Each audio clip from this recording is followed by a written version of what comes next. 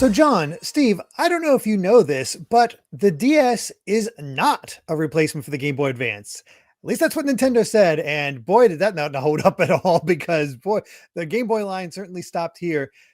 But I think arguably we might have gotten something even better because the DS family was incredible for Nintendo. Like, pretty much carried them through some hard times. And it should be interesting to see what games reach the top 10 for this list in particular. But let's go, as always, go over our history with the DS. So, Steve, as our special guest this time around, what's your history with the DS? So the DS was the first Nintendo portable that I picked up on day one. Uh, I Wow. I mean, it's confluence of things, right? Like you're at the right age, you have enough disposable income. But it came along at a weird time where I had just quit a job I had had for a really long time, and so I don't know if it's the same everywhere, but in America, when you quit a job and you have like a bunch of vacation time, they have to give you all that money for the vacation time.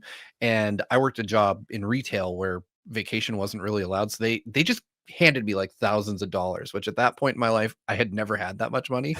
So I marched right to the GameStop that was across from the shop I worked at and ordered 3 DSs. Three? Three of them? What do you mean Why by three? Wait, what do you three? mean by this? Why three?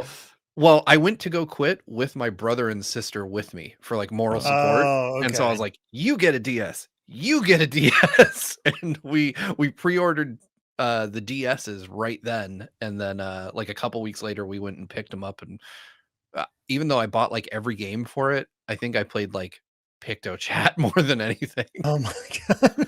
I am half expecting PictoChat to rank on this list, by the way. Yeah, me too. What about you, John? What's your history with DS? I looked at that thing and I said, lame. And I went PSP instead for the first few years because PSP, you could listen to MP3s, you could watch Stuart Little 2 on the go.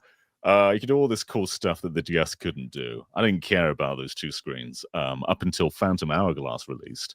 And I was like, man, I need my Zelda fix. So I ended up on getting a DS.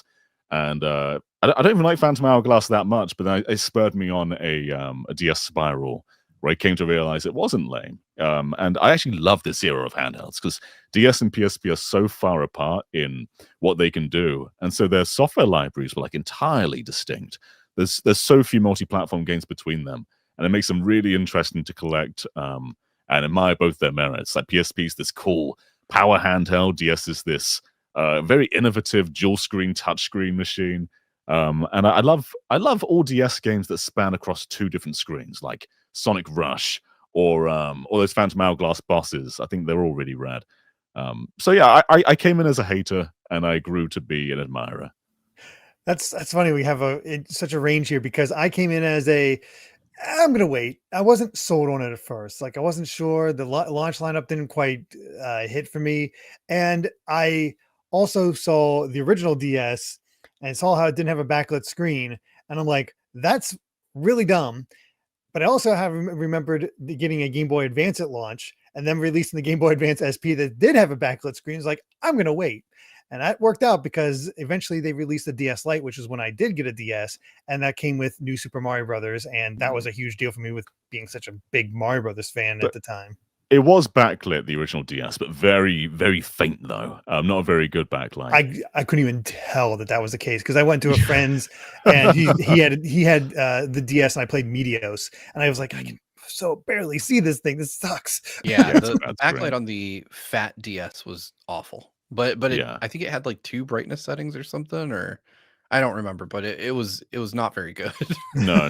But you're right though. Like the DS in some ways didn't truly launch until the Lite because the original like 2 years of the system there wasn't that much. We had like Mario Kart 64, Mario Kart DS, and Mario 64 DS.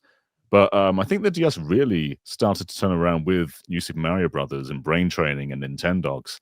And a lot of that stuff wasn't there when it was fat. It was really the Lite that kind of relaunched the whole thing. Very much so. It's because I held off on both because I was really trying to decide like, do I want the PSP? Do I want the DS? Eventually, I got both, but because that's just how it goes sometimes. But yeah, I just went with the DS Lite, and Loved it to death. There's so many great, unique games there, and we're going to talk about quite a few of them. So let's say we get to our top 10 DS games of all time. Some quick stats before we get into it. We had 1,779 votes for this. Not quite beating out GameCube, but again, GameCube was kind of hijacked to some degree by the Pikmin. So I don't know how exactly accurate it is, but there you go. I also, because just the way the week shook out and me trying to get all this in, I didn't get a chance to go through every single individual game to have a lineup of the exact total of games, but it's easily 250, 300 plus. So just to verify, you have the games that are in the top 10. You've counted every game that's there, but I've counted the top 100. I've counted every game that's there, just to be absolutely sure that nothing else could come up and change anything. So I've checked as much as possible. So these are the final numbers. It's just the also rans that didn't quite get enough to be up. The stuff that isn't in the top 100 wasn't properly counted, but everything that is in the top 100 is. So it doesn't matter what's not counted, basically. Exactly. It's really funny. Press play to Jason. You mean the Pokemon ROM hacks didn't dominate this? That's how you can tell Reddit didn't take over, because there's no ROM hacks on this thing. Nobody voted for a ROM hack, unlike the GameCube and all the Pikmin ROM hacks or mods, whatever. Anyway, let's go ahead and get to this top 10. And so, John, Steve, out of this wide range of DS games that are out there, what was the number 10 game of all time? I'm going to stick to my gut and say a game that isn't a game. PictoChat. Everyone played it, and I think some people probably ranked it. I'm gonna last time I decided to try to guess what the audience was gonna go for. I'm gonna just start listing out my top 10. Okay, yeah, do it. Feel the Magic XXYY. Project Rub, that's called here. Yeah, there you go. Or its sequel, the Rub Rabbits. Yes. I remember that somehow sticks out. It was a launch game. It was weird how that stands out like that. I remember picking that up at launch, looking at the cover and being like, what did I buy? And then playing it and being like, what did I buy? Yeah. And then you look in the corner and it's done by Sonic Team. And you're like, okay, I think that kind of makes sense. Maybe. Maybe. It's the only game that I don't know what happened to my copy of it. It's not on my shelf. Couldn't find it, but it holds a place in my heart. Yeah. There you go. All right. Well, you're both wrong. And I can say you right now, PictoChat only got 20 points. Oh, that's kind of surprising. I'm just going to, so that way John's how many not points constantly did the download play app get? I saw a lot of people in live audience be like, PictoChat, why didn't I put PictoChat in my top 10? It totally should have been there. I think people really did just think games, although there were quite a few that did say PictoChat. So yeah, it was voted on, but there is that. And Feel the Magic, no. It did better than PictoChat. It got 47 points, but no, not enough to get in the top 100. Instead, with 2,304 points. Oh God, just to show the differences here in the number of points we're working with. Phoenix Wright, Ace Attorney, Trials and Tribulations. Whoa. And there probably isn't another Phoenix Wright, because this is typically the one that ranks highest on DS. Yeah, that's interesting. Yeah, I have literally barely played Phoenix Wright, so I don't know a whole lot about the series, but at least I know as much. I agree with John. Like, this is the one I've heard about the most, and so I don't think there will be another Phoenix Wright in the list. Yeah. It's a cool one to have, though. It's funny, this series started on the GBA in Japan, at least, but it's just so synonymous with the DS. Like, you think DS, and I think Layton and Phoenix Wright are two of the new IPs that come to mind. And it feels like everyone who was really into the DS, or at least most people, at least touched Phoenix Wright or Layton to some degree, or one or the other usually, sometimes both. But yeah, what a cool little thing, though. Just, it was so different to any other game I'd played at that point. So I hadn't really played that many sort of visual novel-y kind of games, and this is like a hybrid, I guess. But just so many twists and turns. It's funny. Yeah, what a cool series, and it pretty much started here.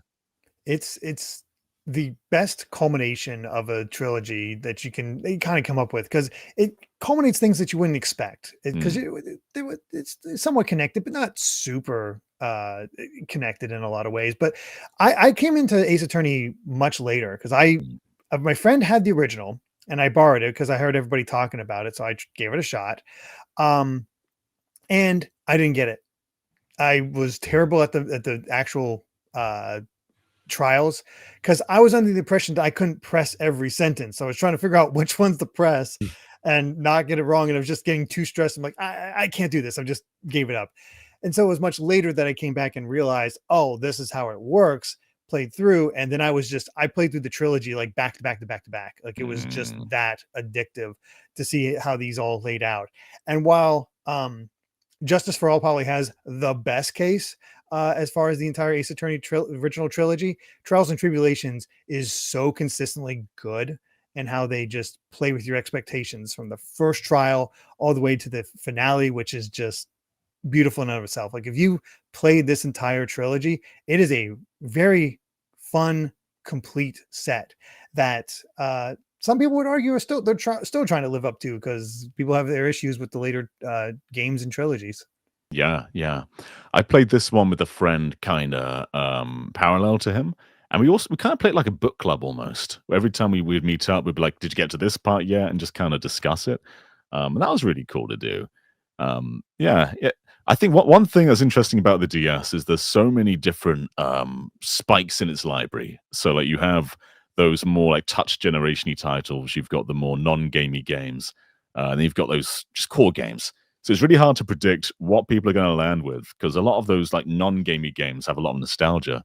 And Phoenix Wright it kind of lives in that little void between everything, where it's very much a core gamer game, but there's also it's different to what most games kind of were at that time. And it's cool to see that it kind of lived on past a lot of the stuff that is a bit more forgotten from that era.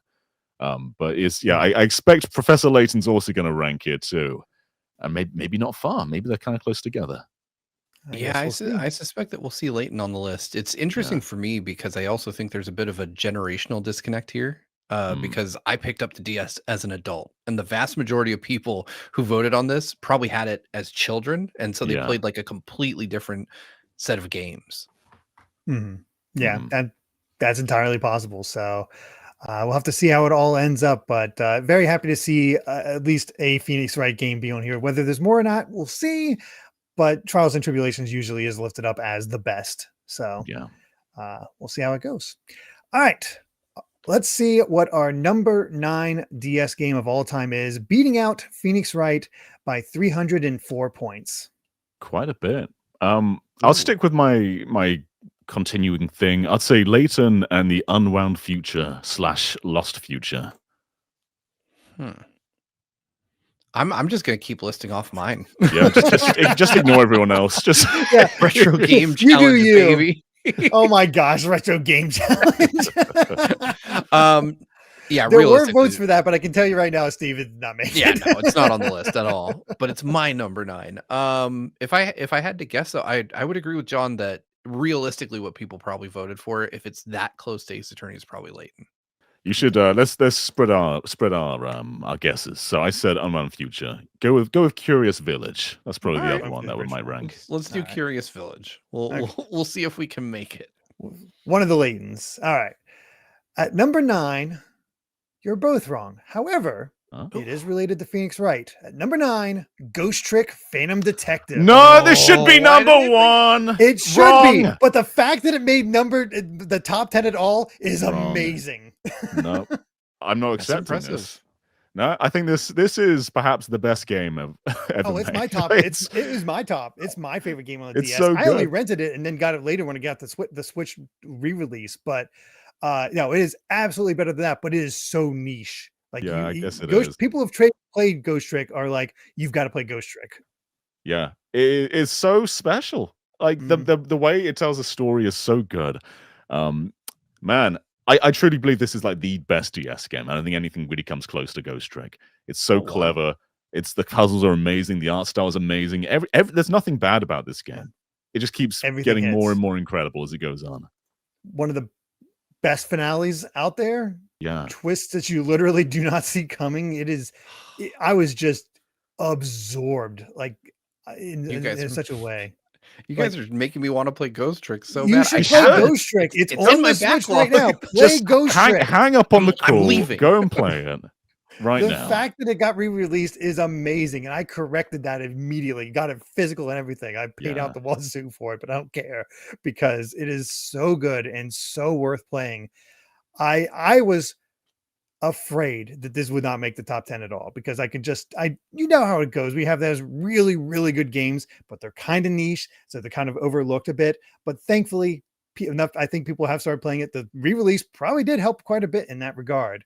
As we've seen that the more a game gets re-releases, the more it gets it can get pushed upward, or just stay in the public eye. But my God, if it's one of those, I don't want to say too much because you don't want to spoil it. I guess just to describe the gameplay a moment, it's basically a little bit like a PC point and click. You're dead, you're a spirit, and you can possess basically anything to move around. So if there's a bench, you can become that bench.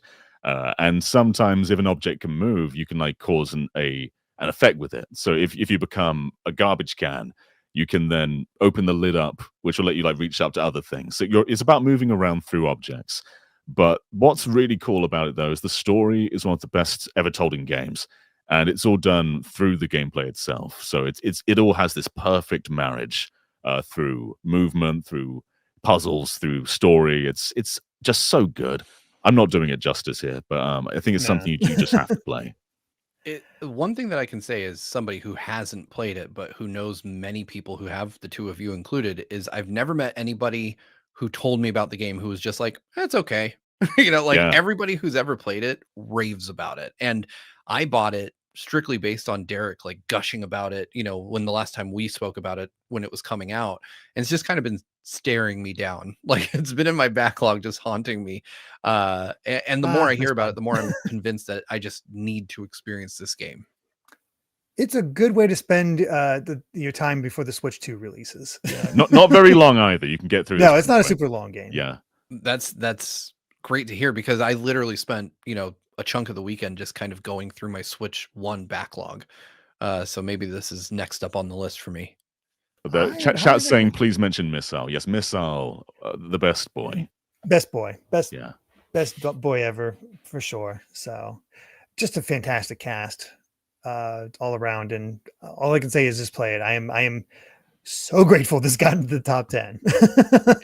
It should be higher, but I'm at least it can still be higher. This means it's eligible for the best games of all time at the very end. We can still rank it at number 1. That's true. It could still make it there. So that's your homework assignment. By the time we get to the very end of all these lists, all right, you should play some Ghost Trick so you can vote for this as the greatest game of all time. I will play through Ghost Trick this week. If it's as short as you guys are saying it is, I'll beat it this week. I think it's like 10 to 15 hours. I can't remember. Oh, that's it? Really? You can probably do it even less than that, maybe. But yeah, depending. Yeah. All right. That's Ghost Trick. Thank you all so much for voting for that one. That's my personal thanks. But let's go ahead and continue on and see what our number 8 DS game of all time is, beating out Ghost Trick by 800 points. Okay. Really 870 points, but who's counting? Yeah. Steve, you go first with this. Are you ready? Are you going to stick to your personal list or the top 100? Metroid Prime Hunters. Okay. I played that recently with a friend. I came around his house. We did a download play, and it's very much Nintendo's Quake, but on the DS. Yeah, it's so much fun. Like, I don't think it gets the flowers that it deserves. It is an amazing game. Like, obviously, it's not as hated on as other Metroid spinoffs. Looking at you, Federation Force, but I think it's a fantastic game, and I think in the context of history, it was really cool to see like a Prime game on the DS. It was one of those games that felt like it shouldn't be possible. I remember when they packaged in like the little demo of it with original like DS fat units back in the day. And I remember seeing it and being like, wow, the future is now. I can't believe what we're playing. I had a lot of fun with it. I enjoyed the heck out of this game. And it's interesting because obviously now in the context of 2025, it has some connective tissue to Prime 4. This is where we met the primary antagonist of Prime 4. Yeah, he's important. He wasn't even really in this game that much. You can play as him in the multiplayer, but no real presence. Yeah. It was just interesting to see him. But if we're taking a crack at what's really gonna be number 8, I'm gonna stick with our boy Leighton. I feel like he's got to be somewhere in this bottom half of the top 10. I think you're right. I will throw out Nintendogs, Damnation and Friends, or just all the Nintendogs. I'm just putting all this. Do you really want to be that specific? I just combined. I looked to make sure there was no real difference, and I just all the Nintendo games are just together. Okay. So, all right. At number 8, both of you are incorrect. New Super Mario Brothers. No way. Okay, hold on. This is gonna. I'm about to piss off all of the chat. I had it at number 1. Really? Wow, you put it as your favorite game on the DS. It's. I remember again. I have to contextualize it in history because this was at a time where we weren't getting like 2D Mario anymore. Yeah. And New Super Mario Brothers coming out was like, holy crap, they're doing 2D Mario again. And I remember just how crazy excited I was to see a new 2D Mario in the year of our Lord, 2003 or something? I think it was like 2006, right? Something yeah, like that. I think you're right. It was like 06 because it was shortly before the Wii. And I just remember thinking that was wild that Nintendo was going back to 2D Mario because it felt like they just weren't going to do that at that point in time. So seeing a new 2D Mario, like while the series definitely lost its sheen, like that first entry was like, holy crap, we get to have both worlds. And so for me, that was a really cool moment within the greater context of what Nintendo was doing at the time. Yeah, it is easy to forget how fresh this game was. Like you go back and see game reviews, and it's like, wow, 2D Mario is back and it's better than ever. This is the best in the series. I don't think all of that I agree with now, but back then it was like a blend of 2D and 3D. This shared a lot of assets with Mario 64 DS, and so you got a lot of Mario 64 enemies in there, which the other New Super Mario Brothers games don't do. They became quite very formulaic, the other ones, quite sterile. But the original New Super Mario Brothers has like completely original bosses. It's usually just an enemy getting bigger or something, but it's not just a Koopaling. All the stages have specific enemies. The actual stage themes were a little bit more out there than usual. This did feel really special at the time. And it's still a lot of fun. I come back to this every now and then, and I do have a good time. I'd rank it pretty high up with the other New Super Mario Brothers. In terms of like where it ranks with all my all-time favorite Marios, probably not that high, but at the time, the GBA didn't get anything. So to finally get a new 2D Mario since like after World was like really refreshing. There's a reason this game is one of the relaunch of the DS with the DS Lite, because it was as Steve said, it is a big deal to have 2D Mario back after all this time, and something that again nobody thought would happen. So I remember being ecstatic for this. It's like, oh my god, a true new Mario Brothers 5 essentially. That's amazing. And I had a lot of fun with it. It's really fun. Does it hold up in retrospect? Maybe not as much as you'd think, but there's still some fun ideas. This was the introduction of the Mega Mushroom, the Mini Mushroom, the blue shell Koopa thing. It was not really that great. And honestly, I actually even struggled with the Mini Mushroom, because in order to get to, I think it was World 5 and 7, you had to beat the previous world with the Mini Mushroom, so you can take the lower path. The gap with the Mini Mushroom. And that took me so long. It was so tough to do. You're basically doing a deathless run where you have to do a butt stomp, and it's like, oh god, this sucks. But the butt stomp was new to 2D Mario. Like that's a 3D Mario move. The wall jump's a 3D Mario move. So it was a really elegant balance of the two. And I remember I was in like I don't know how old I was in school though. And our teacher said that they were stuck in New Super Mario Brothers, and they pulled out their DS to ask if any of the students could help them. And some other guy did. They couldn't figure out how to wall jump, so they were just stuck against a wall somewhere. But this game was so far-reaching. I think it sold like 30 million or something like that. It was huge. Yeah, it was massive. This really was like the game that made the DS seem cool, I think. And then that was bolstered by Brain Age and all the other ones, but this was like the core gamer game that made the DS really distinct. Yeah, and it was a as huge deal. Lord Metarex points out, this is sort of when Bowser Jr. really got to start. Like he was in Sunshine, but Yeah. this made sure he was a consistent character. Yeah, Yeah, made him a absolutely. staple.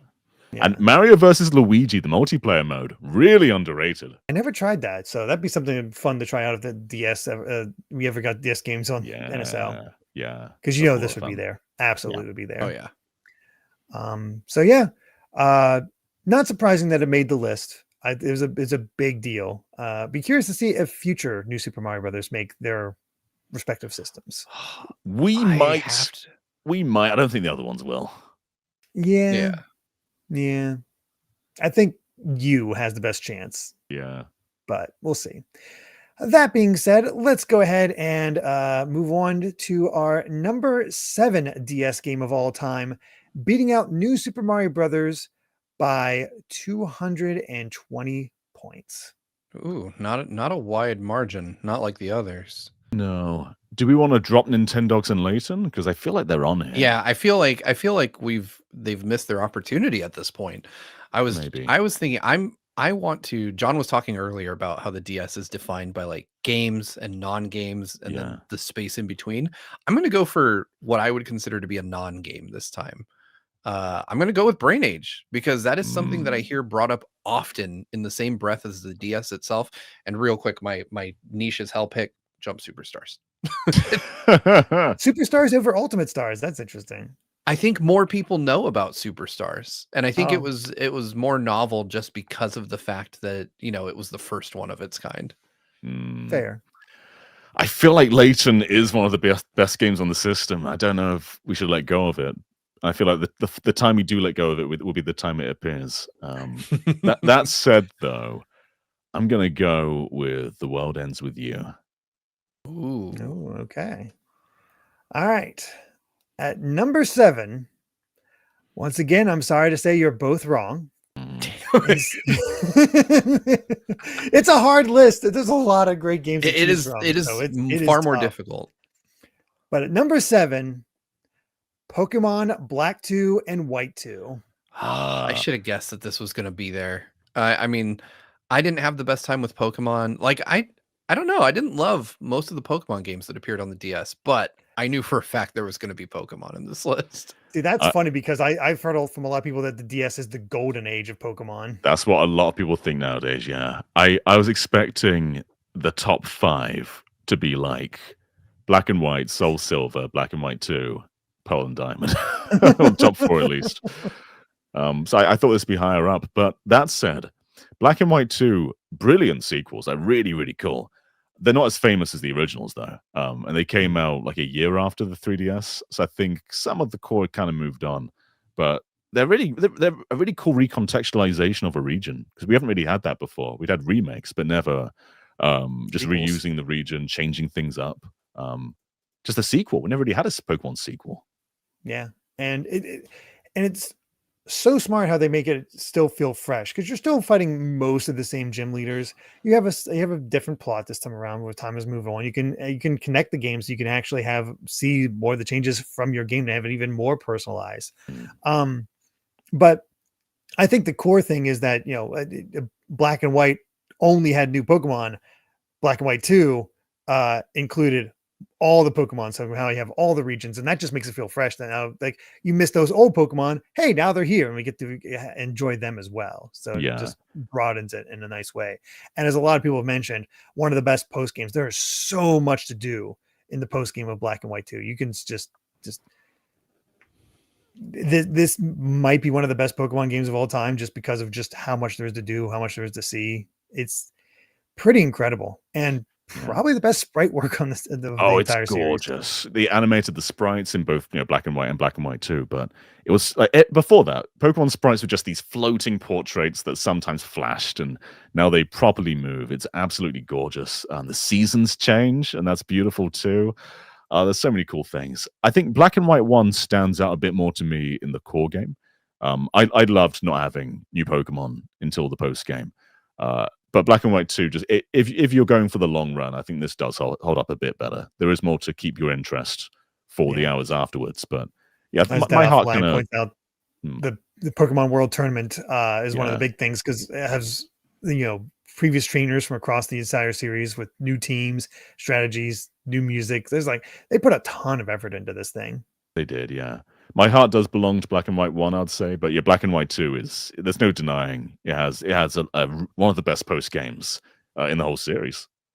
Yeah, for sure.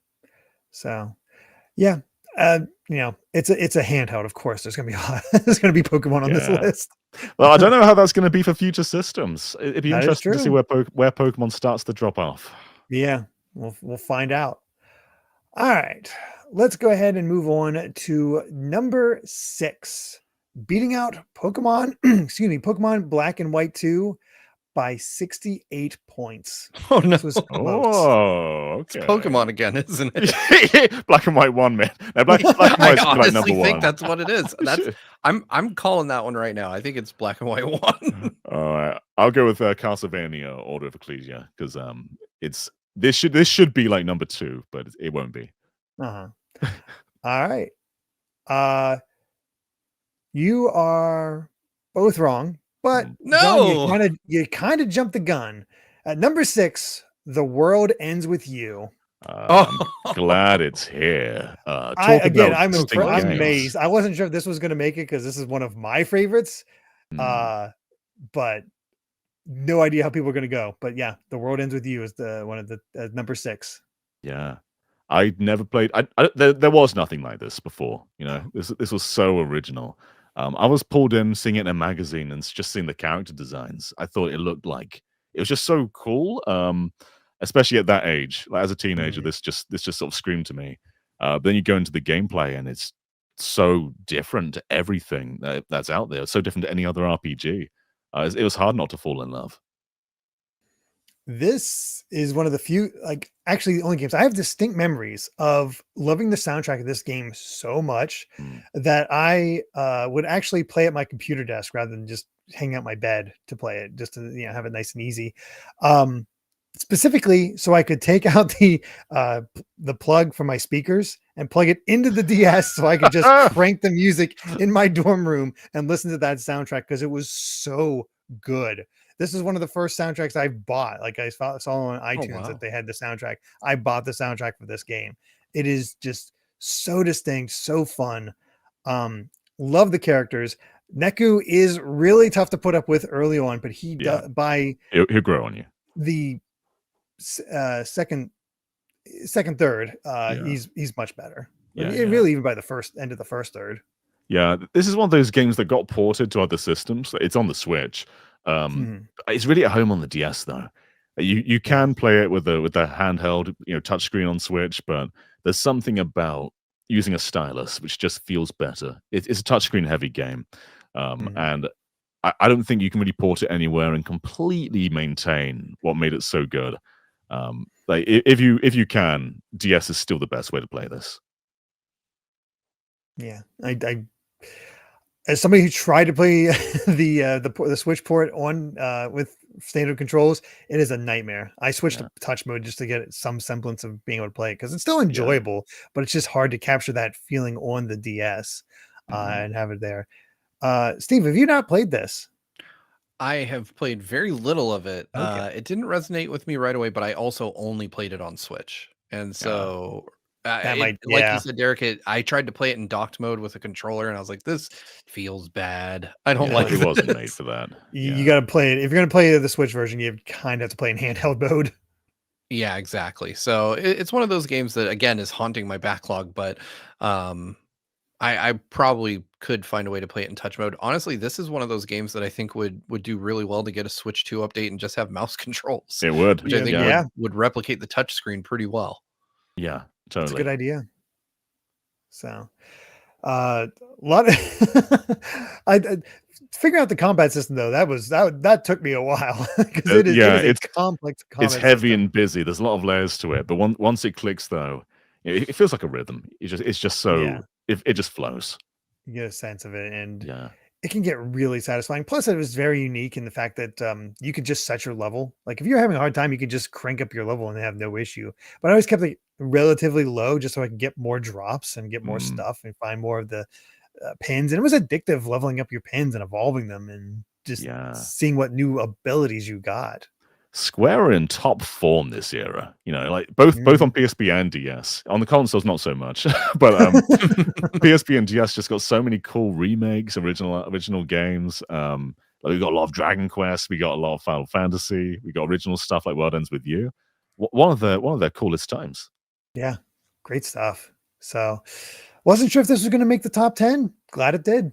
So, but what made the top 5? We're finally reached that point. Going to get even tougher. But yeah, what is our number 5 Nintendo DS game of all time, beating out The World Ends With You by about 150 points? I like Game Boy Advance seeing another code. It's great, but it's probably not in the top 10. What do you think, Steve? I'm gonna dig into my list of games and pick one that I think might actually have a shot. It is my number 3, but Trauma Center, Under the Knife. Lovely. I don't think this one will rank, but it is one of the best games on DS. Dragon Quest V. I withheld this from the Super Nintendo list because I didn't play it there. It never came to the West there. But Dragon Quest 9, though, that's like the DS's original Dragon Quest. And it was big multiplayer game. But 5 has my heart, so I'm going to stick with Dragon Quest 5. That is fair. I'm looking forward to eventually getting to that game. I still got to get through 3 and 4 first. But that being said, at number 5, Mario and Luigi Bowser's Inside Story. I thought that might be, yeah. It's probably the most popular game in the series. Yeah, like Superstar Saga's close, but this is the one that always like ranks at the very top. I mean, people love Bowser. This puts Bowser front and center, and it is delightful in that way. How many people had a weird awakening from this game? The whole game inside Bowser. How many people did this game change? Huh? Oh no! Oh no! Just I enjoyed Partners Inside Story, but this one felt special compared to that. This felt like it really was recapturing the spirit of Superstar Saga. The sprite work is amazing. The giant battles were unique at the time. Just have this to take the DS and put it vertical, like in its book form, and do those fights. And it was just fun playing as Bowser the entire time. Yeah, Bowser's personality is so good in all the RPGs, but it's at its height here, and it's almost like a third character almost. You know, the Partners in Time had Mario, Luigi, and then the baby versions. This one just had such a cool dynamic where Bowser's kind of part of the journey too. There's points where you play as him. There's points where you sort of work together inside his body and whatever else. But yeah, it's still the pinnacle of Mario and Luigi. Just incredible flow, great ideas, just feels clever. They remade this on 3DS, and I feel like that original sprite work still holds up so well. They made the lighting look nice on the remake, but it just looks and feels better in the original. Yeah, and I mean, it's an interesting choice to have Mario and Luigi be completely 2D. I wonder if that was influenced by New Super Mario Brothers. Like, let's keep them in 2D the entire time, just have them be in that sort of classic idea, and leave Bowser to the 3D aspect. And you got the wonderful soundtrack. As many people have pointed out, Fawful got to take the center stage, and people loved Fawful. So to have that just highlighted, amazing stuff. Interestingly, Partners in Time, like, it never really comes up. I didn't have many strong opinions of it, but this one always comes up. Partners in Time, it's rarely mentioned. It's the one that deserved the remake. That's the one that should have been remade on the 3DS. Yeah, I think people would have cared a lot more. What's your history with Bowser's Inside Story, Steve? Or do you have another one for the backlog that you need to start playing? No, I've actually played through this one. I think like I said, I think just before we went live, like, the DS has so many amazing games that it's really hard to pin down just 10, right? Like, you could ask me to do 50 and I'd still struggle and have to cut some from the list. This one just narrowly missed my top 10 based on, strictly my favorite experiences with the console. But it's not surprising to me that it's here. Like, I remember when I played it, I really enjoyed it, but it was one of those games that I played through, I loved, and then I never felt the need to pick back up again. Like, when it came back out, I was like, neat, and I I just didn't really play it again. Um, but I think that, as far as Paper Mario or, Mario RPGs go, I understand why this one is where it's at in the list versus the others. Yeah. Mhm. Makes sense. So, yeah, there we are. Mario and Luigi Bowser's Inside Story at number 5. But what is our number 4 DS game of all time, only beating out Bowser's Inside Story by 90 points? So we still have 3 Pokemon games, right? There's Black and White. Oh, 2 Pokemon games, Black and White. Oh, 3. Black and White, Diamond, and the Gen 2 remakes. Mhm. Yep. So they could still dominate this. I'm gonna say that this is Diamond and Pearl. Yeah. That's what I was I thinking. feel like too. that's where we are now. Yeah. Diamond and Pearl is definitely the lesser of the 3. But we're number 4, so we still have space for another thing. I feel like there will be like a break in the Pokemon games and something else will Yeah. sneak in either at number 1 or 2. I think Castlevania deserves it, but I feel like Mario Kart DS has it. All right. So, John, you're saying Mario Kart DS, and Steve, you're saying Pokemon Gen Diamond and 4. Pearl. Yeah. Yeah. Okay. All right. At number 4, Steve, you got it. Pokemon Yes, Diamond we're on the Pearl. board. Very nice. We're finally on the board. It took till the top 4, but we got there. Yeah, with 4,020 points. This was the generation that got me back into Pokemon because I dropped off from Gen 3, but there was so much hype around Diamond and Pearl that I'm like, I'll pick it up. And then I just actually really enjoyed it. I had a lot of fun with it. I still think it has one of the best it's either the Wild Battle theme or the trainer theme, where it has this wonderful build up at one point. The that trainer still theme stands is up really to me. nice. Yeah, the trainer theme is really good in this game. I'm gonna piss some people off real quick. I did not play this on the DS. When it got re-released on the Switch Oh no. is when I played it, Oh. and I was like, this is not as bad as I thought. I was in a period with the whole DS generation where I was pretty burnt out on Pokemon because I had played fervently on like Game Boy and GBA, where I was just like, and I was like, you know what, I need a break, and I took years off from the franchise. I didn't come back for a while until 3DS is when I started playing Pokemon again. So every DS game, I kind of skipped it, and I remember Nintendo invited me to a preview event where I got to play Brilliant Diamond and Shining Pearl on the Switch. And I immediately felt guilty for not playing it on the DS. You know, time being what it is, I played most of it on Switch instead, just because it was easier to do. And these are good games. Like I like them. The remakes I know are not as good as the originals, but I like what I played. At its core, there's a lot of good stuff that was introduced in these 2 games. And so I'm not surprised that they're way up here on the list. I had a good time with it. And this was at a point where I thought I outgrew Pokemon. So when it came out, I lived and breathed Gen 1, Gen 2, Gen 3.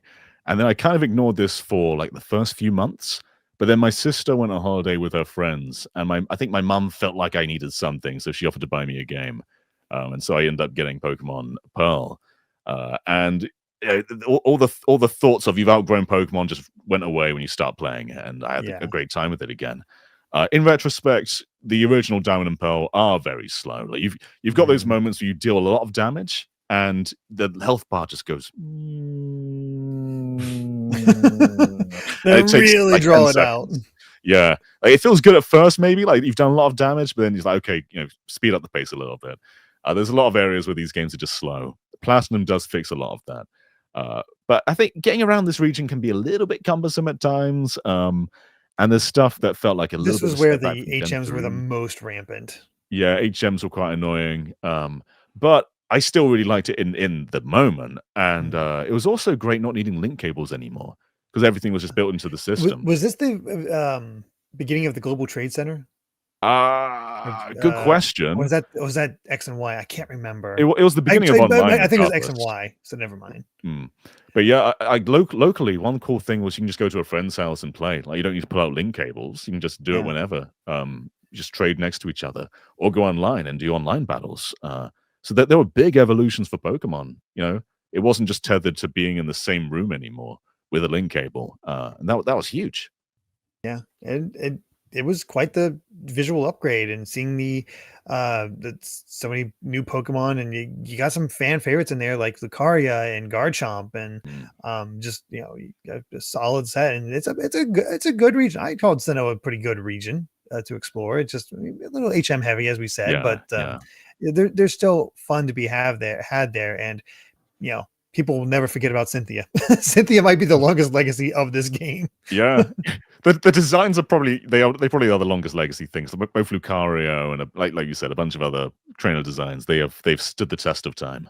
And it can get legit difficult. I've done Nuzlocke runs of quite a few Pokemon games at this point. And I was successful up until this game. I played Platinum, got to Cynthia, and she kicked my ass. So there is actually a legit difficulty there.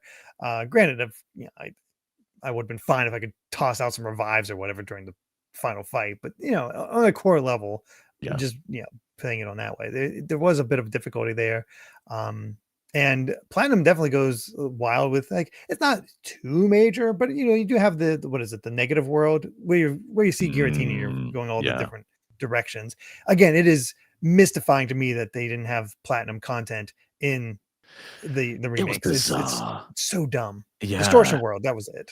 Yeah, it was so bizarre to cut that stuff. And Platinum just kind of fixed a lot of things. It's like a big patch to Gen 4, but it was also a lot of post-game content, a lot of other things.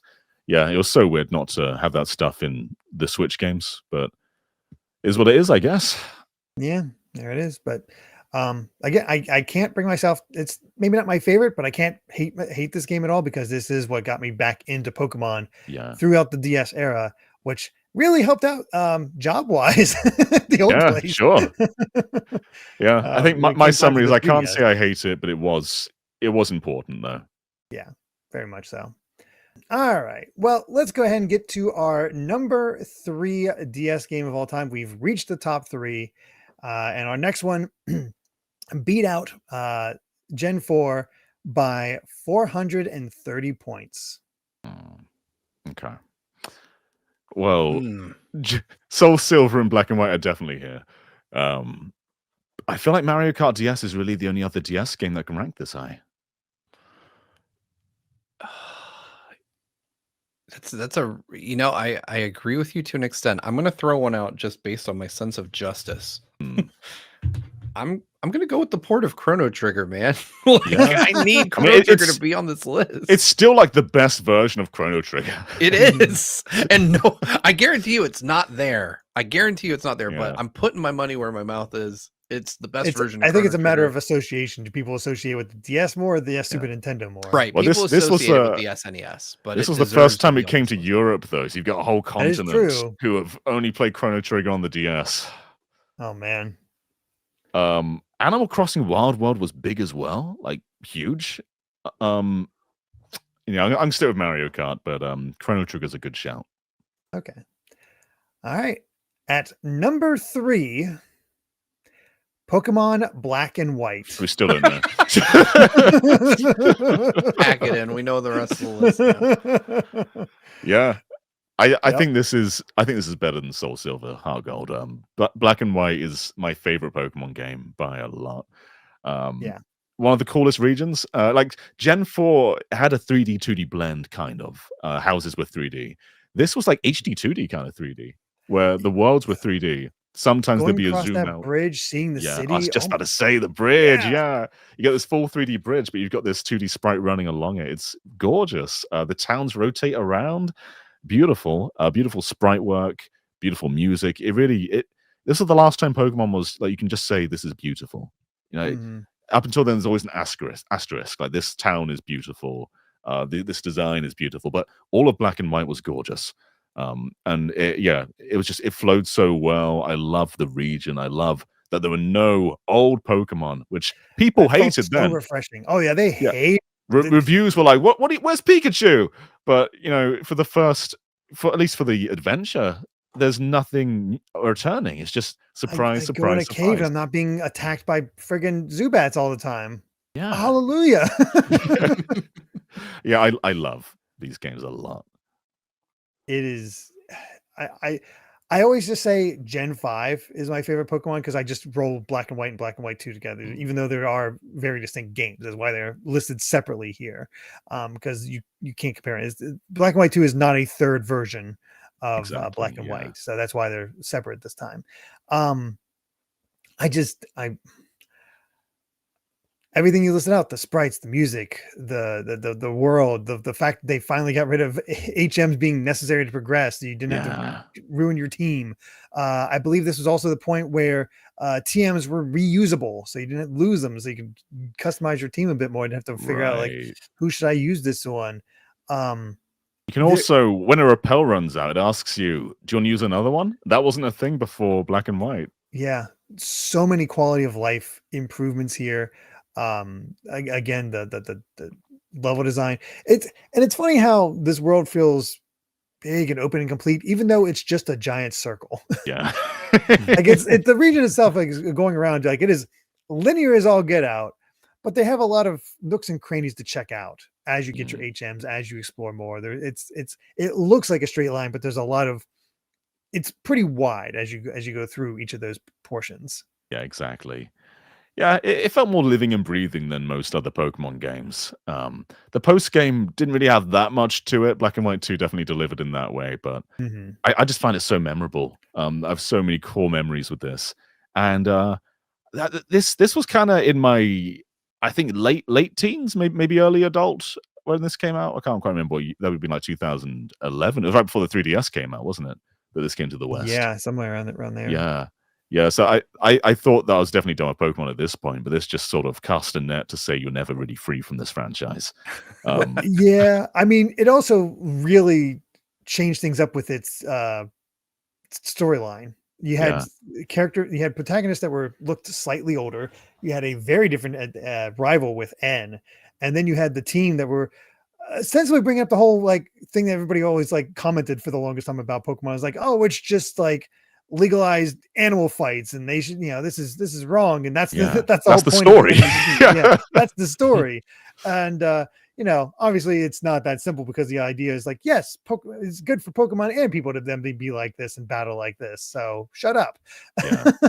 As press play to Jason says, we fought Peter and we won. Yes, we won. So it's fun in that way to see how they take it, but just again, presentation level is so good. And I also loved how again the story involved the gym leaders. It wasn't just you beat me, bye, never see from you again. They would come in throughout the story, introduce you to the next gym leader, or Yeah, show up in another portion, or the way the Elite Four and Champion battle was handled, and how interwove between the fight against Team Plasma was very different. Like they took risks. It felt like with this one where they just decided to change it up, and I think it's my favorite gen. Like it's so good. yeah. Agreed. Steve, I'm guessing you missed out. I'm sorry.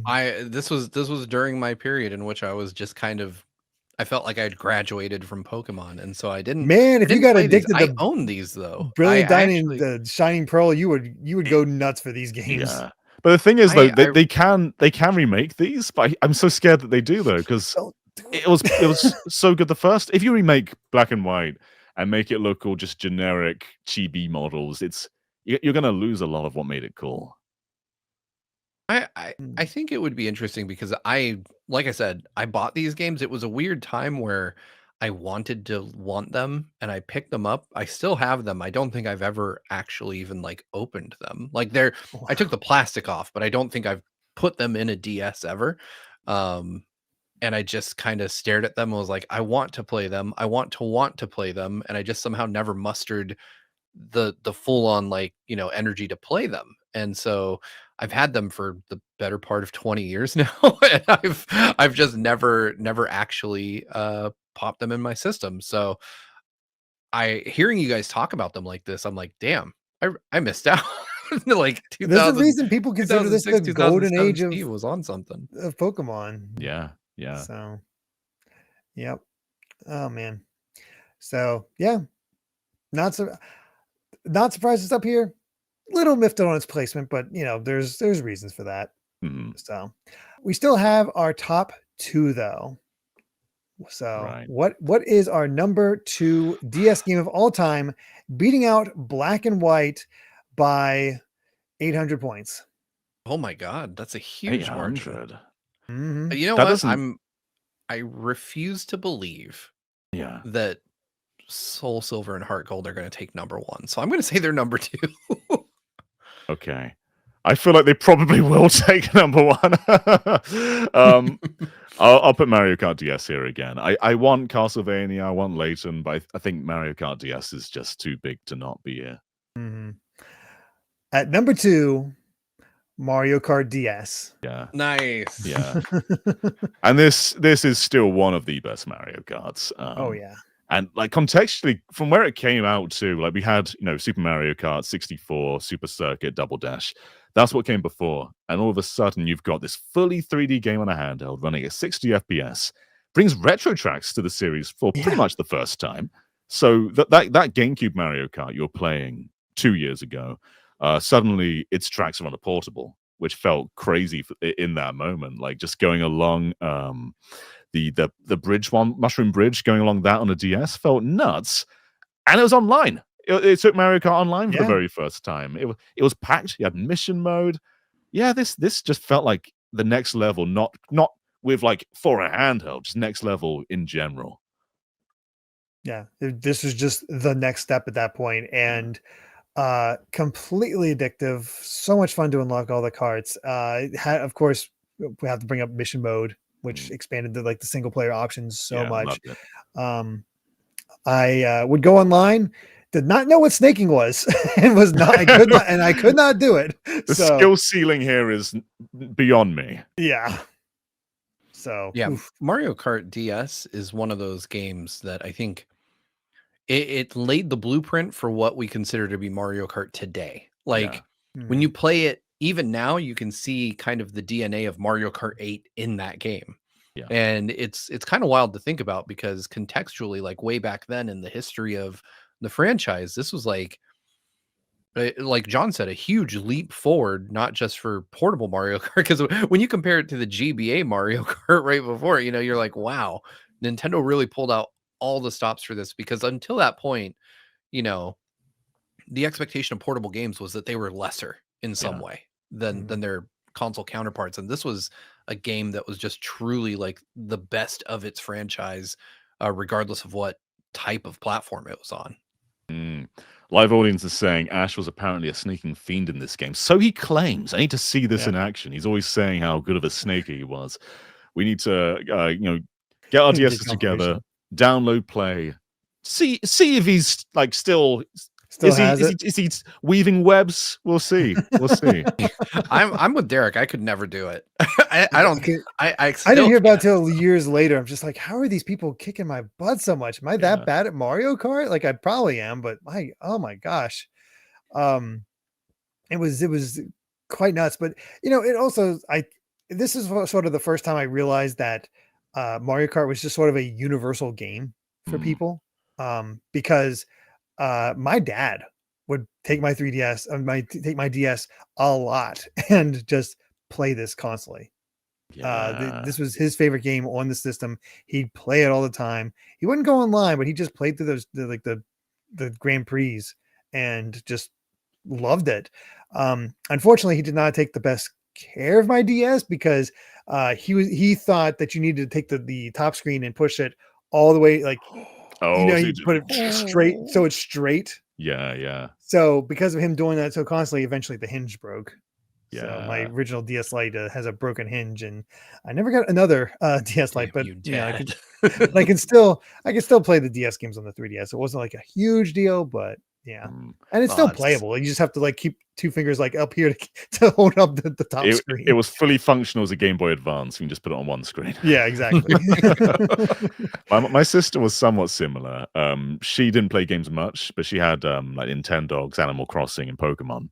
and she would always steal Mario Kart from me because it is just a universal game. Mhm. And I got a lot of download play out of this one.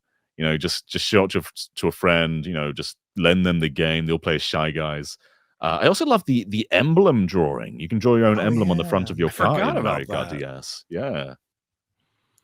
It's kinda It's an interesting game. Like, I think everybody knows that one person who plays Mario Kart. Like, Mm.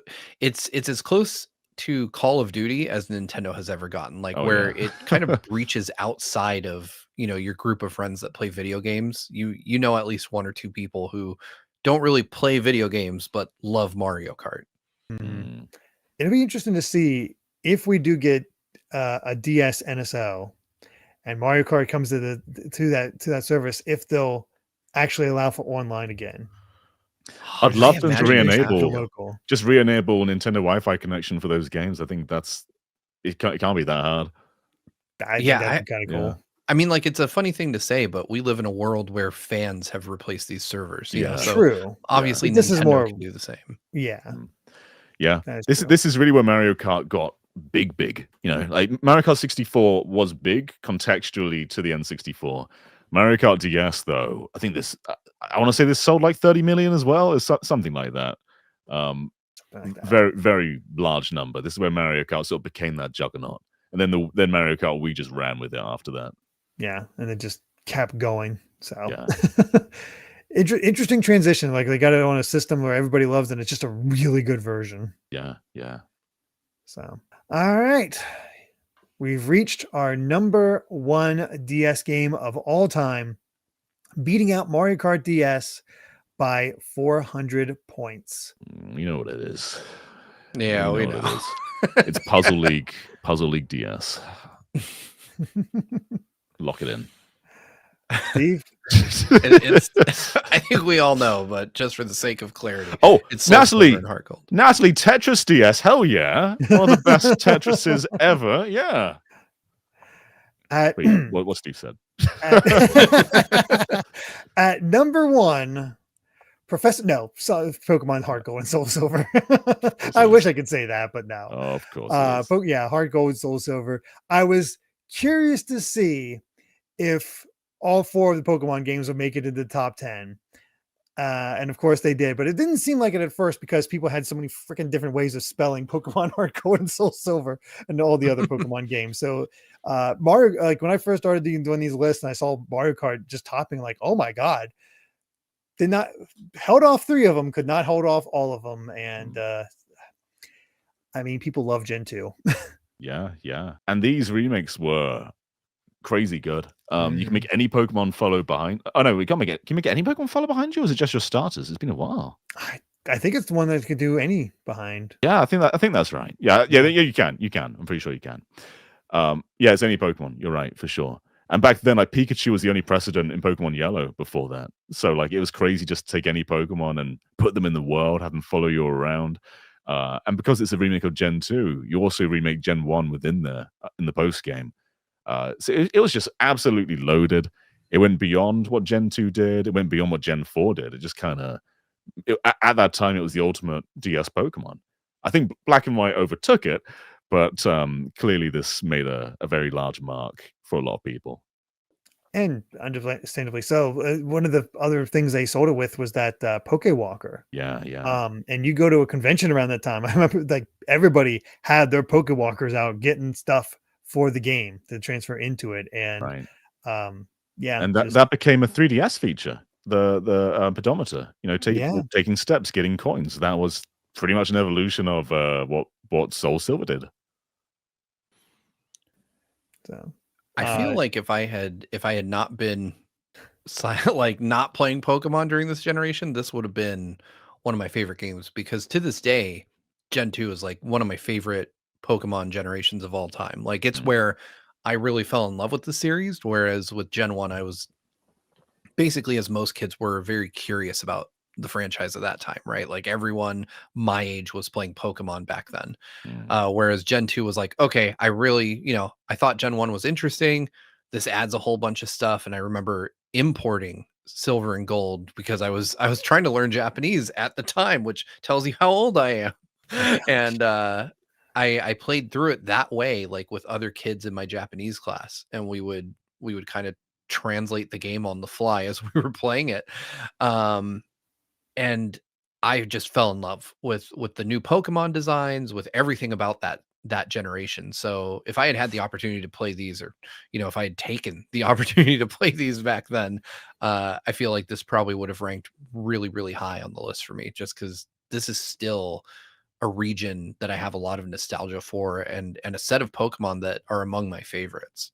Mm. Mm. I was curious if this would rank at number one, because I think if you asked me a year ago, I'd say yeah, it absolutely would. But I've seen some like talk in the community kind of coming down on Gen 2 now, about like Mm. how the difficulty spikes. About sometimes the like while it's great to include Kanto, Johto itself can sometimes feel a little bit uninviting to explore.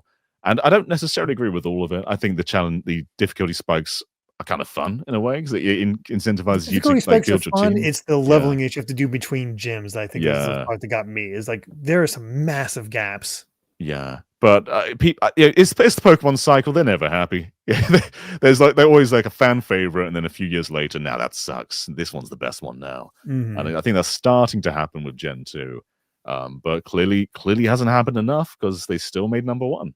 Yeah, still very much beloved. Not that surprising, to be honest. It is kind of the definitive version of this one. Like you can like this sort of system was the standard bearer of the remakes. You had a really pretty good one with the Gen 1 remakes, but then this one took all the content from Crystal and added in even more Yeah. stuff, and then had all those extra features that just made it feel like something familiar, but also something new and fun. Mm. It's the best remake by far. Yeah. Like the Gen 4 remake was very literal. The Gen 1 remake, cool. Mhm. Gen 3 remake, pretty cool. But the Gen I 2 think Gen remake 3 just has I personally feel like Gen 3 has a pretty good competition with it, but mm, yeah. I think this one just kind of did everything it could do, though. yeah. Brought up the standards, did a bit more than that, and then had just the cool factor of Pokemon following you, which is always nice. Yeah.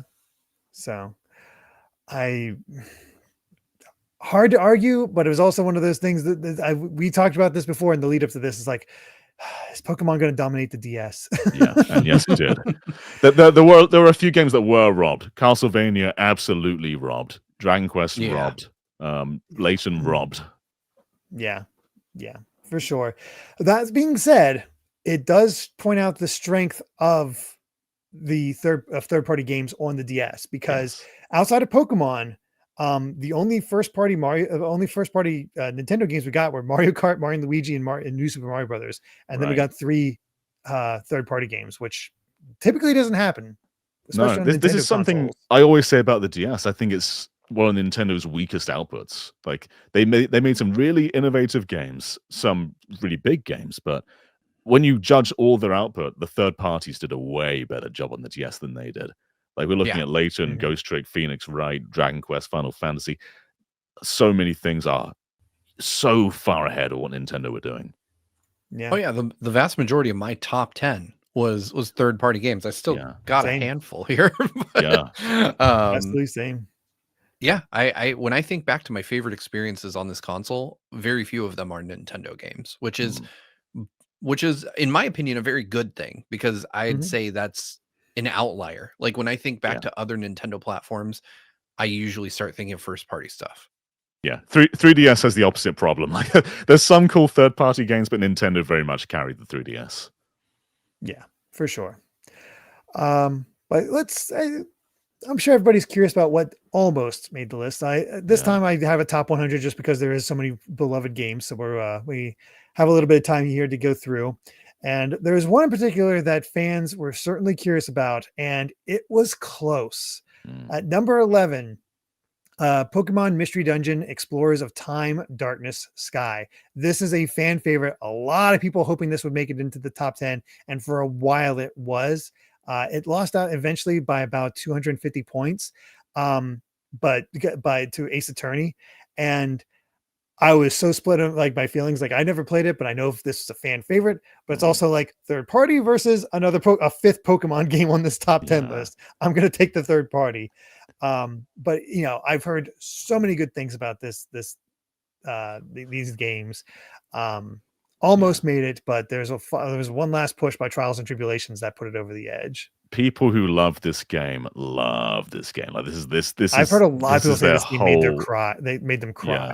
I've heard that a lot. Yeah, I've never quite got into Mystery Dungeon, but I know so many people who this is just like their personality after they play it. Yeah.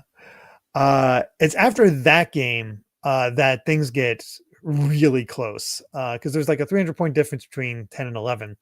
And then we start only having like 100 points, 50 points, 20 points differences between the rest of these games. Right. It starts getting really close. But at number 12, The Legend of Zelda Spirit Tracks. One of the coolest, like most improved sequels ever. Like Phantom Hourglass, I think it's fine, but it's got a lot of glaring problems. Spirit Tracks is just cool. Just a really cool game. It's amazing how much better controls too. Like you play Phantom Hourglass and then you go right to Spirit Tracks and it's Link actually kind of does what you want to. So yeah, story's cool, the setting's cool. Way better items. The only real flaw I'd say is blowing into the flute because it just doesn't work very well. But I love everything else about it. There's not really anything Phantom Hourglass does better. Yeah, I struggled with these games. I tried them both. Just the idea of controlling Link on a touchscreen never really clicked with me. I have them both. I picked them up and I played them for a cumulative like couple of hours. So I was just like, nope, not for me. Bounced off really hard when these came out. I feel like that the time should come when you give Spirit Tracks another chance because it is delightful. Yeah. I will at some point. I recently bought a DS Lite because I don't know what happened to mine over the years. It just kind of disappeared into the ether. But I recently got another one, and I've been meaning to go back through my library and give some of these games like another pass. Mm-hmm. At number 13, Phoenix Wright Ace Attorney, the original. I'm surprised we have two Phoenix Wrights before Layton. I always feel like Layton was kind of the bigger one. Well, I think the thing is that Phoenix Wright keeps getting re-released. There's constant sales. It's on all the systems. It's all the games are now available. Professor Layton hasn't gotten re-released. Its closest that it's gotten is the Catriel game. That's true. Which is just different and not as good for a lot of people. It's kind of shocking that Level 5 never remade these or at least re-released them in some way that people can enjoy them. And I think that we've seen that time and time again what that affects things. Yeah, I agree with you there. I mean, I can't remember the last time I honestly thought about Layton outside of the context of thinking of older games. Whereas I've got Ace Attorney on Steam. You know, I could go play it right now if I want. Yeah, man. And definite step over the GBA original. Has a brand new case, pretty lengthy case too. Really good one for that one. Yeah. So, yep. At number 14, Super Mario 64 DS. Mixed feelings. It's very surprising for me. I'm okay with this not making the top 10. It was a cool, very cool hardware showcase. Like you pick up the DS, like whoa, it's the 3D defining game in my hands. Like that is rad for sure. I think it's just a neat portable game, but does it deserve to be near the top 10? It's very weird to think about, but this is essentially to the DS what Cyberpunk is to the Switch 2, right? Like showing off like, hey, look at what this hardware we just released can do. Like this is a game you didn't think was possible, but it is like the worst possible version of Mario 64. It's like if I think it'd be really good if it actually had better controls. I think that's the only detriment to it. If Cyberpunk for some reason didn't use the right stick and instead used the face buttons to turn the camera, that's what it would be like. Yeah. and everyone was Yoshi. At number 15, only losing out to 64 DS by 9 points, I want to say. No, 11 points, excuse me. Kirby Superstar Ultra. It's criminal that that's below Mario 64 DS because this is like one of the best Kirby's ever. Mm-hmm. Yeah, it's up there. I never played this version. I skipped out on it just because. Well, I have a Superstar. What did this add? Apparently, a lot. A lot of extra games. Like Superstar, just a big combination of different Kirby games. This just adds more of that. Makes the art more pretty. It's just a big deluxe version with more stuff. I feel like this suffers from the fact that Kirby wasn't as visible back then as he is today. Yeah. Yeah, think that's probably true. might I have think been at the it. time, like Superstar was heralded as the best Kirby game, and this was just like more of that. So this sort of became the best Kirby in that era. Funny thing is, I picked up Canvas Curse, but never didn't go over to Hey, Superstar. Canvas Curse was rad too. Yeah, it was unique. I was like, this is cool, and then I was like, oh, just another Kirby. And it was at that time Yeah. where it's like that was just not, interesting. Yeah. Anyway, at number 16, I'm happy to see this one do so well as well. 999, 9 hours, 9 persons, 9 doors. Yes. Great Yes. visual novel puzzle game. I think this was my number 9 on my personal one. I hadn't really explored this genre much before the DS. This was like a big gateway to all that stuff. Mhm. It's just one of the coolest stories told in a game. It's Absolutely ridiculous by the end, yeah. but it's by the end you're also like, yeah, I'm down. Yeah, go into Yeah. it. Just these wild asides that they Yeah. get into. Just like a big old escape room game. Yeah, it's rad.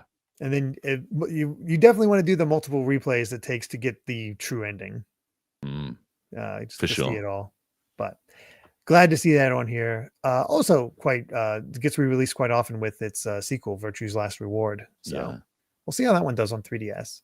At number 17, Rhythm Heaven. Nice. That's cool. Did quite well. Yeah. So there you go, Ash. That's that was our introduction to Rhythm Heaven in the West. Yeah. Anyway, There was was it Beyonce in the advert for this game in the commercial? oh, it might have been Beyonce. Right. Yeah, Yeah. back when Nintendo could afford Beyonce. Number 18, Animal Crossing Wild World. This is where it became big. Yeah. I never Pe- played pe- it myself, but I Yeah. knew people in college that would just play this endlessly. Yeah, like the GameCube fans, they're a small vocal little group. DS is where it just exploded. Online was a huge part of it. Going back, like Wild World runs at like 20 FPS, so it feels a bit weird to go back to it, but it did a lot of cool things. It made the world rotate for the first time, and that's still a cool that effect. method. Yeah, Which I always thought looked weird. I threw me off. it's iconic though. Yeah. You're going you from can't, those you can't grids. change it now. Yeah, No. yeah. It looks Yeah. better now, but at the time, it was like this something threw me off. And it's like, I don't like the way this looks. Yeah, but it was a big game though. Yeah. At number 19, Sonic Rush. Love Sonic Rush. I was saying at the start, I love games that span both screens. And so running on the bottom screen and just going up and it goes to the top screens. That's really cool. The first Boost game, really. Yeah. This predated Unleashed. It kind of started Sonic's Boost era. Introduction Done by of Blaze. So Blaze, done by Blaze is Dimps. cool. Done by Dimps, yeah. So it's sort of a continuation of Advance, kind of, but it just evolved it. Yeah, this just felt like a next generation Advance. And yeah. didn't it also have was this the one that had the soundtrack done by the guy who did Jet Set Radio. Jet Set, yeah. Yeah, one of the coolest Sonic soundtracks. I say Rush Adventure is a little bit better, but the first Rush is really, really cool. Rush This is more is- concise than Rush Adventure. Yeah. This is one of the first games I remember desperately wanting and being unable to get. Like, Oh. if an eShop had existed for the DS, this is a game I probably would have gotten digitally later on. Like, I was just old enough when this came out to not be able to beg my parents for it, but also to not have enough money to just buy stuff. And so I remember seeing it on the shelves, like when it was new, and just being like, eventually. And then by the time I had the money, it was, not Hard to easy find. enough to find. Yeah. Yeah. And I've always regretted not being able to play this because, back then, I would say I'm kind of middling on Sonic these days, just thanks to his recent output. But back then I was Play Shadow like a Generations. dyed in the wool Yeah, Sonic Shadow fan. Generations does rock. Not to stay on Rush for too long, but Sonic Colors is basically Rush 3 on DS. And Sonic Colors on DS is probably the best Sonic Colors. Oh wow. So we'll see if that Okay. ranks Yeah. here. Yeah. Number 20, Professor Layton and the Unwound Future. This There should we be go. so much. This should be so much It really higher. should be so much higher. I love Yeah. this game to Mhm. death. It had me in tears by the end, Yeah. which you would not expect from a Layton game. No. It really was the game where they really figured out how to combine the puzzles and the story, and just Yeah. so good. Beautiful game. Mhm. Layton was one of those games that was kind of an everyone game. My grandmother had Curious Village. It was one of those things that you see adverts with like the DSi XL, which was kind of sort of geared at nursing homes, kind of in some ads. Mhm. And Layton was often in them. But Unwound Future was just this amazing story. Best puzzles in the series. It's still the best one by far. They really should do a Professor Layton trilogy before the new one comes out. They should. Like, my God. All right, we're gonna rapid fire the rest of these just so we can get through them a little bit quicker. At number 21, Legend of Zelda: Phantom Hourglass. At 22, at 22, Chrono Trigger. Nice. Yeah, boy. The best version still. The Steam version has most of that stuff, but I still feel it's at home on the DS best. Mm-hmm. At 23, Castlevania Dawn of Sorrow, which Dawn of Sorrow? Yeah, Dawn of Sorrow. What do you ranked the mean? highest of the Castlevania, which is no.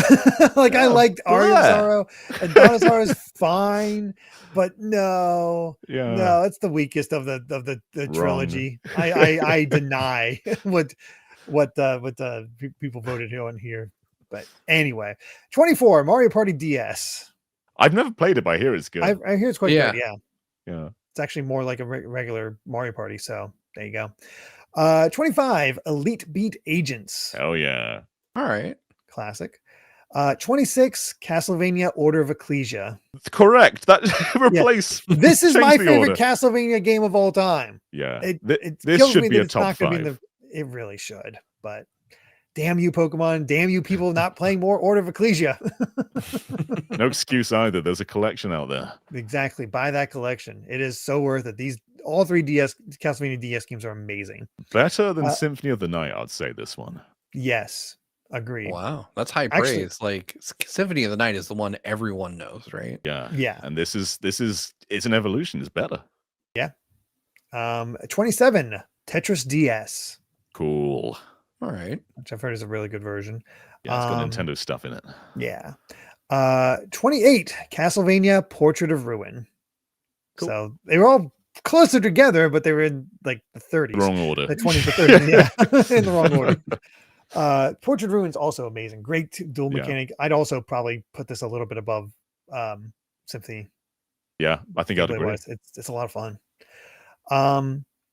At 30, WarioWare Touched. Yeah. Thank you. That was in my top 10. Nice. I love this game so much. It's so good. At 31, Dragon Quest V, Hand of the Heavenly Bride. It got 803 points, which is not terrible, but when you need 2,000, 20 over 2,300 to get the top 10, yeah. Yeah, I know I keep saying this, but this is also one of the best games ever. Yeah. This again, port 4, 5, and 6 ported. It's my favorite Dragon Quest by quite a large margin. Really? It's a story about family, Steve. Yeah. Your party is your family. But it also does Pokemon before Pokemon. Because it had monster collecting before Pokemon was a thing. So like you've got your family as your core party, but you can also recruit in monsters to join your party and pad it out a bit more. It's so good. But it's never been ported in the West since the DS though. So and it's super expensive on the DS. Yeah. So I think that's probably the reason that it's kind of low. Very much so. And 32, Dragon Quest IX, Sentinels of the Starry Skies. So and this was really big. Do you know what Jedward is? Do you know what a Jedward is in America? What? Oh, Jedward, they were pop stars in the UK, and they were all over the Dragon Quest IX ads. Super annoying Irish little guys. But they did a bunch of Dragon Quest ads, and it made it feel like it was a big thing. That's amazing. I've never heard of. No, I've never heard of him myself. You don't need to have heard of Jedward. Don't worry. Nine's really good. In retrospect, it's actually kind of a spiritual successor to Dragon Quest 3. Yeah. I didn't realize at the time, but it's a lot of fun. A really big social game too. A lot of multiplayer stuff. 33. By the way, this only lost to Dragon Quest 9 by 1 point. Professor Layton and the Curious Village. Iconic one. So, yeah, got up there. 34. Kingdom Hearts 358 over 2 days. It's an ambitious one. Yeah, it looks good, but there's a lot of repeated worlds, a lot of repeat visits. But the story gets so good by the end. But my God, it takes forever to get there. Yeah, this was the game that cut me off from Kingdom Hearts until 3 came out. Like I played 1 and 2, adored them. And I was so ready for this one when it came out. And I don't know what happened. I was just like, not today. It's I never it's finished it. definitely a slog, but the ending and the final bits are legit great. It's just I think Square have this mentality too, though. They're like they don't re-release this game; they just re-release the cutscenes. yeah, exactly. I mean, they don't want to take the effort to do what they did to modernize it. Yeah. So, at 35, Metroid Prime Hunters. Hey, all right, So, I'll take there it. you are. 36, fantastic game. Find it if you can. Radiant Historia. Yes, Nice. I adore this one too. You want to talk about a successor to Chrono Trigger? This is probably the next best like time travel RPG. Yeah. Never played the 3DS version. I feel like I should. I only played the 3DS version. I've not gone back and played the original, but I had it. I just played the. I was gonna say I have this on 3DS. I don't have the DS version. They're essentially the same. There's a few things ironed out. The graphical style has changed a little bit, but there's the 3DS version also adds voice acting. So there's that. But yeah. At 37, Ace Attorney Investigations 2 Prosecutor's Gambit, which is really impressive considering this didn't come out in the States officially until the Investigations collection last year, I want to say. So recent. Yeah. So recent. This was a fan. This was one of those big translations for people. And a lot of people like declare this one as one of the best Ace Attorney games. So interesting stuff there. At 38, Nintendogs. I feel like this should be higher. I do too, actually. Yeah. Interesting. This is one of those games that is definitional to the DS. Like when I think of the DS, I think of Nintendogs alongside like a handful of other games. And like John was saying earlier, this is the non-game that defines non-games on the DS for me. Yeah. 39, Sonic Rush Adventure. 40, Hotel Dusk Room 215. Oh, hell yeah. Nice visual style. I hope it gets a re-release in the same way as Another Code did. Yeah, there was a little hint at it in the credits for Another Code Recollection. So really? Maybe, yeah. At 41, Advance Wars Dual Strike. This feels like it belonged on the DS. It always had that sort of split combat view on Game Boy Advance, and that they kind of really, did it this time on the DS. Yeah. 42, Pokemon Conquest. Which is I love this game. It's so silly, but I love it. Yeah. 43, Pokemon Ranger Shadows of Almia. Cool. They can bring Rangers back now that we have a mouse mode. Yeah, we won't destroy our screens. So that'll be nice. 44, Shin Megami Tensei Strange Journey. Oh, cool. Nice. Hardcore RPG. 45, Fire Emblem Shadow Dragon. Almost. I didn't like this one very much. No, it almost. That was kind of ugly. Very basic remake of the original, better than the original, but that was also comparing it to an NES game. Yeah. Shame we never got the sequel, which was much better in the States, but we'll get there. 46, Apollo Justice Ace Attorney. A lot of Ace Attorney, huh? Oh yeah. Interesting that Apollo Justice placed higher than Justice for All. Yeah, it is. Yeah. 47, Picross 3D. Nice.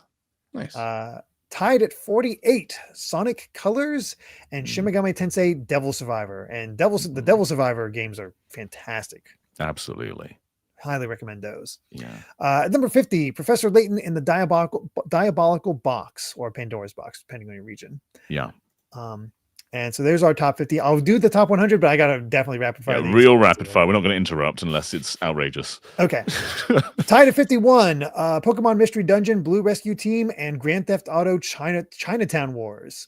Chinatown Wars rocks, by the way. Yeah. 53, Kirby Squeak Squad. 54, the Final Fantasy IV Remake. 55, WarioWare DIY. 56, Final Fantasy Tactics A2, Grimoire of the Rift. 57, Phoenix Wright Ace Attorney, Justice for All. 58, Kirby Canvas Curse. 59, Super Scribblenauts. 60, Here's Brain Age. 61, Dragon Quest IV, Chapters of the Chosen. 62, Meteos. Actually, excuse me. I messed up my order there. Meteos should be at actually 59, then Brainy, and then Super Scribblenauts at 60 and so forth. Sorry, I messed that up. Anyway, 63, Kirby Mass Attack. 64, Mega Man ZX. Nice. That was on my list. That should be higher. Way higher. This is like one of the best Mega Man games ever. Like, so good. At least they got a re-release. 65, Jump Ultimate Stars. All right. I'm surprised by that because I feel like not as many people knew about that, but I'm happy it's on the list somewhere. It has more characters and it's kind of the better game. 66, Mario Hoops 3-on-3. Cactar basketball. Felix from Nintendo Life loves that game, so I bet he's punching the air right now. I'm sure. 67, The Legendary Starfy. Cool. 68, Advance Wars Days of Ruin. 69, Mario and Sonic at the Olympic Winter Games. 70, Fire Emblem New Mystery of the Emblem, which we never got in the States. 71, forgive me for this pronunciation, Solatorobo? Oh, yeah, really cool. Yeah, really cool game. Well, if you go on like any hidden gems list for DS, this is always like near the top. Yeah. 72, Pokemon Ranger, the original. Tied at 73, Another Code to Memories or Trace Memory in the States, and Okamiden. I was wondering where Another Code was. It's like, is it going to rank here? Because I think it's one of the cooler DS games. Yeah, it's a shame it didn't get a little bit higher, but it was very much niche at the time. 75, Drawn to Life. 76, this is one I wish I had gotten at the time. Dragon Quest Heroes Rocket Slime. This one, you want to talk about expensive. Yeah. 77, Scribblenauts. 78, Mega Man Star Force 3 Black Ace / Red Joker. 79, Kingdom Hearts Recoded. 80, Yoshi's Island DS. 81, Pokemon Ranger Guardian Signs. 82, Ace Attorney Investigations Miles Edgeworth. 83, Fossil Fighters. 84, Golden Sun Dark Dawn. 85, Osu Tatake Oendon. That's the first elite beat agents, right? Yep. Yeah. The Japanese version. 86, Trauma Center Under the Knife. That Trauma Center should be way. It really should be higher. way higher than 86. 87, Star Fox Command. 88, Inazuma 11-2 Firestorm / Blizzard. 89, Resident Evil Deadly Science, actually tied with Etrian Odyssey 3, The Drowned City. Etrian Odyssey's just made for dual screens. It was so cool on DS and 3DS. Yeah, very much perfect for that. Just being able to take notes on the bottom screen. Yeah. At 91, Super Princess Peach. 92, Final Fantasy 3. 93, Drawn to Life, the next chapter. 94, Metroid Prime Pinball. 95, Custom Robo Arena. Tied at 96 is Shin Megami Tensei Devil Survivor 2 and Diddy Kong Racing DS. 98, Mega Man ZX Advent. 99, Last Window, The Secret of Cape West, which is the Hotel. It's better than Hotel Dusk, but it never came to America, so no one really knows. And finally, number 100, Morero Neketsu Rhythm Damashi Osu Take Oendon 2. Love that one. My favorite. God help me pronouncing that. Oh gosh, and just missing the top 100, Inazuma 11 and Cooking Mama. And Cooking Mama. Yeah, Cooking Mama was iconic to the system. Yeah. I didn't think about it till you said it, but Cooking Mama is one of those ones I'm surprised isn't in the top 100. Yeah. Yep. Almost. But yeah, there's our top 10 / top 100 DS games. Hell of a system. Hard to argue with. Well, you can definitely argue with that top 10, but there's a lot of Pokemon in there, and there's definitely stuff all of us wish would have made it up there. But as far as the stuff that did make it, that's not Pokemon, I'm okay with. I am super happy Ghost Trick made it to the top 10. Same. I'm always happy. Really so you go ahead, Steve. Oh, I was just gonna say it's a really good list. Like, I'm honestly surprised by the fact that it wasn't. I feel like with these, I've been watching along for most of them. I feel like particularly where Nintendo's involved, it skews very heavily towards first party. So I was happy to see, some love for third parties in this list. Yeah, that's really where the DS shined. I always come back to like older consoles, even when it's not in their time. So I love these top 100s because there's always a game or two that I haven't had much experience with. And the two games that jumped out to me here were Golden Sun, Dark Dawn. I love the first two, just never played the third one. I know it's not meant to be much good, but I feel like I should play it. It's Good. Yeah. And Final Fantasy Tactics, is it A2? A2. I've heard it's great. I've heard it's great. I love the first Tactics, but I just never played it. And I feel like I should. Yeah. Same. There's definitely some big ones in here. Hotel Dusk I've never played. That's a big one. You would love Hotel Dusk. Yeah. Yeah. So that being said, that is our top 10 DS games. Next time we'll be here with the PlayStation Portable. So that'll be interesting. PSP is super cool too. It's another one of those systems where Sony didn't really define it. There were a lot of really I'm gonna have a lot of Square Enix games on there. A lot of Square games. Capcom with Monster Hunter. That's where Monster Hunter really starts. That's Monster Hunter really did take a GTA. I don't know if our audience is going to put GTA on there, but GTA was big. It'll be number 13 on again. PSP. Oh gosh. Metal Gear Peace Walker. Yeah. Yeah, I have to look at my collection, see what ends up there, because I'm not 100% sure. I have an idea what my number one is, but we'll go from there. Anyway, that'll cover it for the top 10 DS games. So thank you so much for watching. If you enjoyed the video, please consider subscribing to GVG, hitting that like button, and ringing the bell. We also have a Patreon at patreon.com/GVGaming with plenty of extra perks. So until next time, bye. Bye, everyone. Bye.